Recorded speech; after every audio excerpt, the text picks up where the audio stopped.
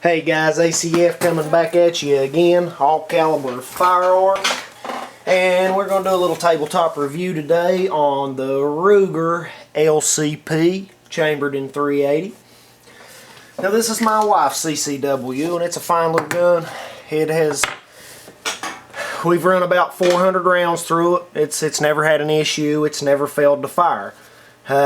Little guns like this sometimes get notorious to jam and just have trouble out of. But we've had some absolute wonderful results with it. Again, chambered in .380. It's a little tiny gun. You can see it's really no bigger than my hand. Shoots good. We can place about 3 or 4 inch groups at 15 yards with it, which is really not too bad. It's as little as it is. It's really not meant for that long of a shot, but it does pretty good. But we're going to tear it down and let you check it out and show you what it's all about. I done a little bit of field work on it. I got a little bit of rough up here I got to take care of. Biggest thing on this gun with me, with any lady, okay, this gun is hard to rack. It is very hard to rack. My hand slips off of it from back here. I gotta get a full hold on that slide to rack it back. It's really tough to rack. So to the women out there, even some of the men that, you know, older gentlemen in age that are having a hard time with their hands, but it's really tough to rack. Alright, but let's tear it down and look at it. Now it has been safety checked. We always safety check weapons before we ever start our videos. But the way you got to tear this thing down is you got to take a little bit of pressure off of this pin right here. So I always put my finger on the front of it and press it back. Now I can use my fingernail, but it's a little bit long. It needs a little bit of a trim, and you can actually pull this with your fingernail if you get in behind it real good. You can see how that pin pulls up out of that. And then you remove that little tiny pin and your slide comes off. Basically the same setup as everything else. Spring,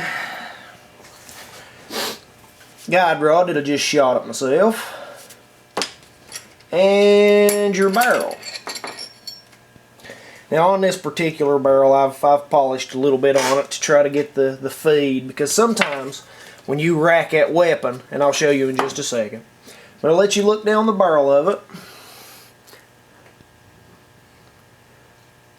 You can see how small it is. It's little tiny thing, but it's accurate, and we've never had an issue out of it. It's run several different types of ammunition, and just it runs flawlessly so far. So I have to give it props on that.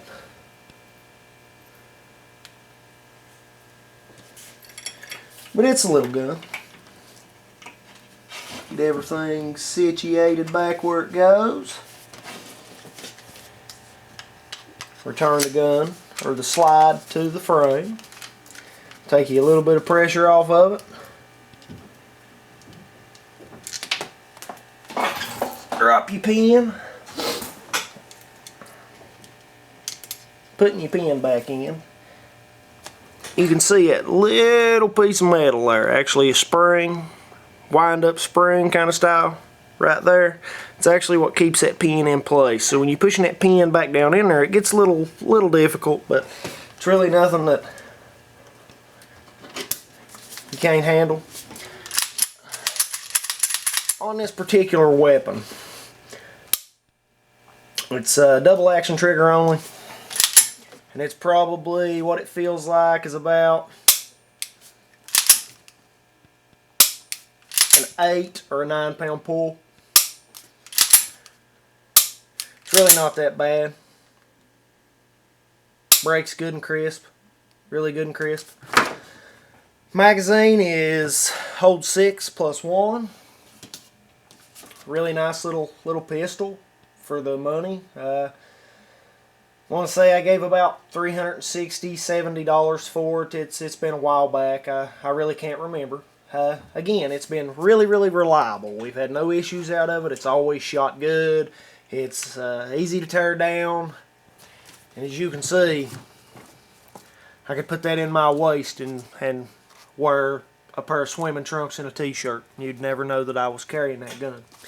Now, without this grip, I must say, if you have this weapon, even for me, when I put my hands on that grip, I can't get but a finger and a half on it. With a magazine in it, I can get 2 fingers on it.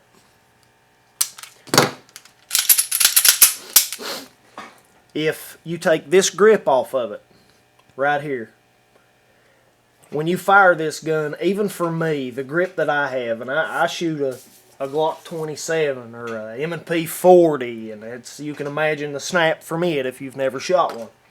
This little gun will jump out of your hands. It's a gun that when you fire, you must reposition on again and reestablish your grip to shoot again.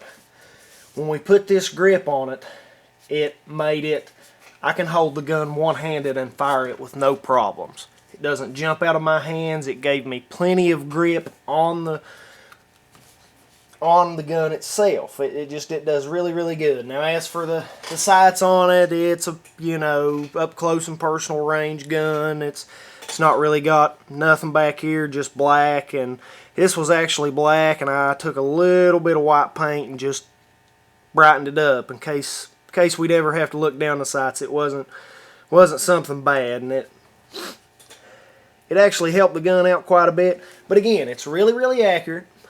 It's 100% reliability so far. I've had no issues out of it. It's perfect. Without this grip, the gun is really, really tough to shoot. So for the oriented mind, it's going to go out and maybe get a small gun for their wife because they do some traveling or just whatever the reason is. Maybe you're afraid she'll get out, she'll get mugged or something. Make sure to put this grip on this gun because without it, it's really, really hard to hold on to.